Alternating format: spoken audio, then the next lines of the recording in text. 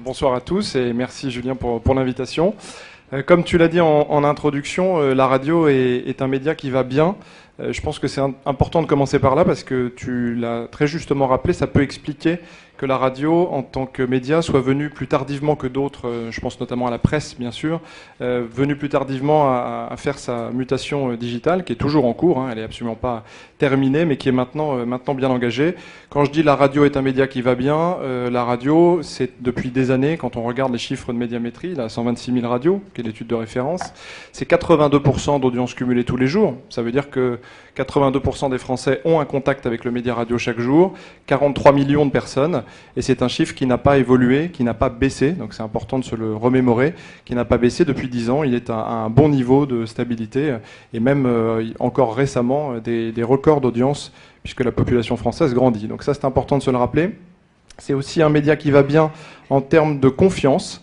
Ça c'est un indicateur plus qualitatif, mais c'est le média, et dans ces temps troublés que nous connaissons, c'est important de parler de confiance. C'est le média en lequel les Français ont le plus confiance, devant tous les autres, notamment devant la télévision qui est en deuxième place, je crois, la presse en 3 et le web en dernier.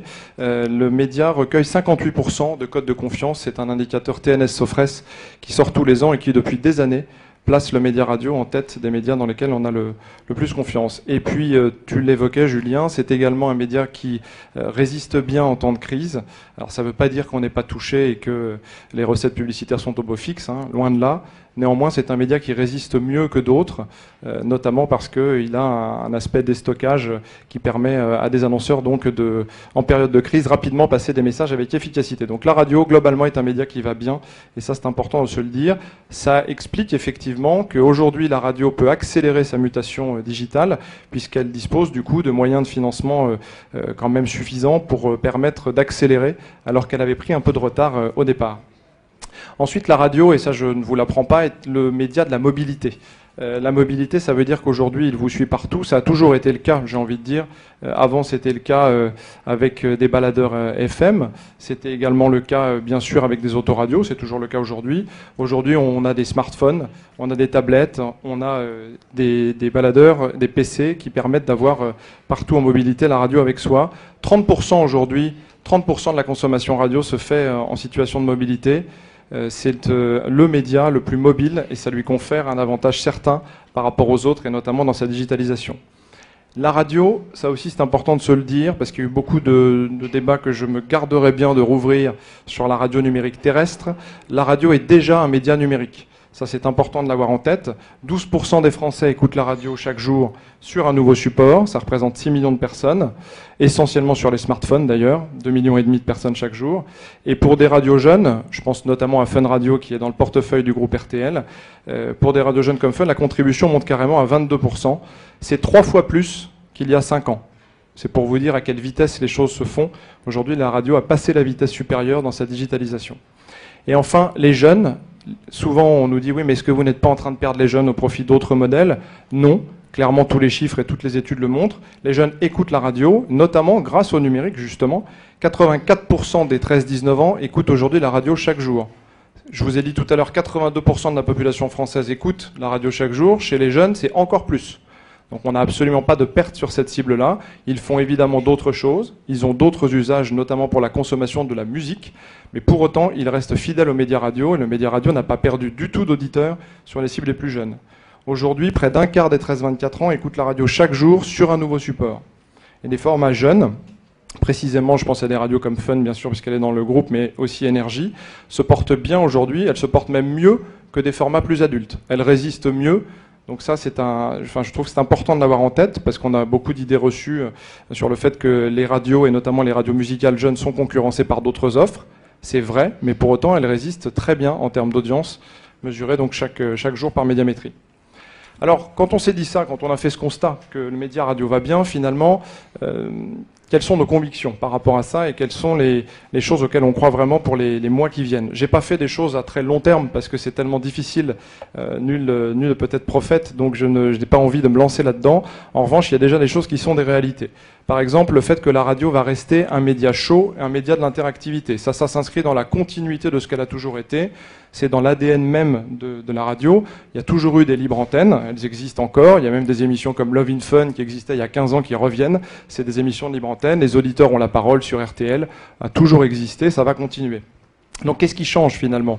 Eh bien c'est que la dimension sociale aujourd'hui va nous permettre d'aller plus loin. On peut mettre maintenant, et c'est le cas, des plugins sociaux sur toutes les pages du site. Et on a des remontées de bruit social en direct dans nos pages, notamment dans toutes nos pages de live. On remonte aujourd'hui comme une caisse de résonance, tout le bruit social, à la fois celui que nous émettons nous-mêmes, donc nos profils officiels, nos profils animateurs, le profil de la station, mais également tout ce que les internautes et auditeurs de nos stations contribuent sur la toile à dire autour de ces émissions, à réagir sur les contenus. Et vous le trouvez aujourd'hui, ça nous permet de proposer une radio amplifiée avec cette notion de bruit social qui vient offrir une caisse de résonance supplémentaire à nos programmes. Deuxième chose, la radio va se consommer en délinéarisé. C'est quelque chose auquel nous croyons beaucoup, c'est déjà d'ailleurs une réalité. La catch-up radio, c'est un mot encore qui peut paraître barbare, alors qu'en fait, en télé, tout le monde parle de catch-up TV, tout le monde parle de replay, et ça ne paraît plus surprenant. C'est en train d'arriver également en radio. La radio qui était très consommée en direct commence maintenant à être consommée en différé de manière importante. Il y avait déjà les podcasts, qui est historique. Ça fait 7 ou 8 ans que les podcasts existent et on atteint 23 millions de podcasts téléchargés chaque mois. Quand je dis on, c'est le média radio dans son ensemble, toutes stations mesurées confondues.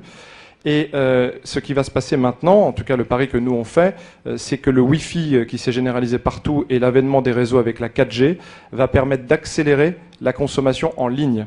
Parce que ce qui se passait jusqu'à présent, c'est que vous étiez obligé de télécharger votre contenu radio, notamment parce que dans les transports en commun, vous n'avez pas de réseau, mais aussi pour des questions de confort, parce que le haut débit n'était pas suffisamment répandu, et donc on téléchargeait son contenu. Demain, nous n'aurons plus à télécharger les contenus, c'est d'ailleurs le cas en télévision, c'est le cas de plus en plus pour la consommation de musique. Nous téléchargeons de moins en moins de morceaux et nous les consommons de plus en plus en ligne, avec des offres d'abonnement. Et bien la radio, pareil, vous allez la consommer de plus en plus en réécoute en ligne, c'est ce qu'on appellera le streaming différé. Et ça, on est en train d'essayer de le mesurer avec Médiamétrie. La radio va se consommer aussi en images.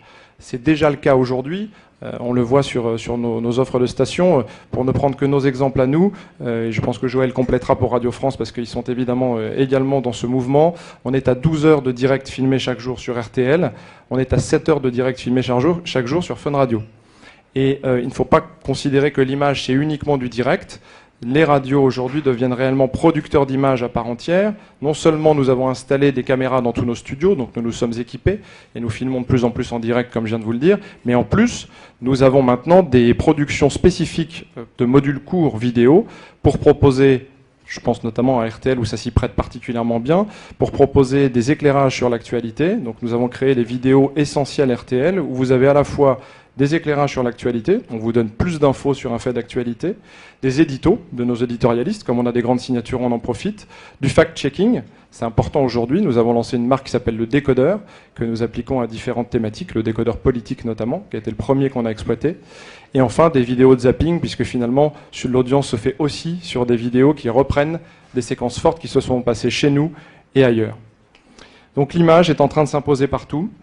Juste pour nous, par exemple, pour vous donner un ordre d'idée sur nos 3 stations, RTL Fun, RTL 2, nous avons totalisé plus de 30 millions de vidéos vues l'an dernier, en 2013.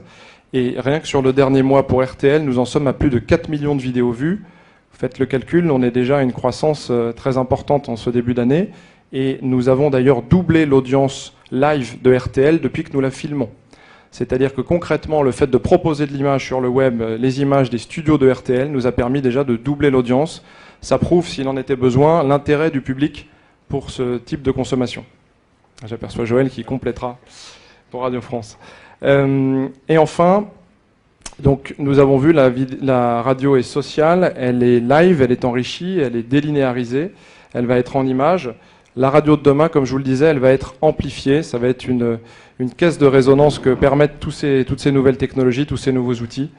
Et pour nous, à RTL, ça va se matérialiser très concrètement dans le groupe par la refonte intégrale de l'offre digitale de nos marques, parce qu'on estime que c'est pas suffisant, qu'il faut aller encore plus loin, que ce qu'on propose aujourd'hui manque parfois encore de simplicité. Il faut que ça soit aussi simple que quand on mettait la radio, quand on branchait son transistor dans la cuisine ou la salle de bain il y a quelques années. On va beaucoup travailler, nous, sur les notions de live enrichi, de second screen. Ça s'impose partout en télé. Il y a énormément de choses qui peuvent être construites autour de ça en radio, avec des notions d'interactivité qui sont vraiment intéressantes à développer. Et donc, dans les mois qui viennent, et à commencer par RTL dès le mois prochain, nous allons sortir un nouveau site, des nouvelles applications et sur la totalité de notre offre qui sera donc ressortie dans les 6 prochains mois. Donc vous voyez qu'on est résolument orienté vers cette dimension sociale qu'on veut donner et interactive à nos différentes radios. Voilà ce que je pouvais vous dire pour commencer. Et tu vois, Joël, je t'ai chauffé la place pour Radio France.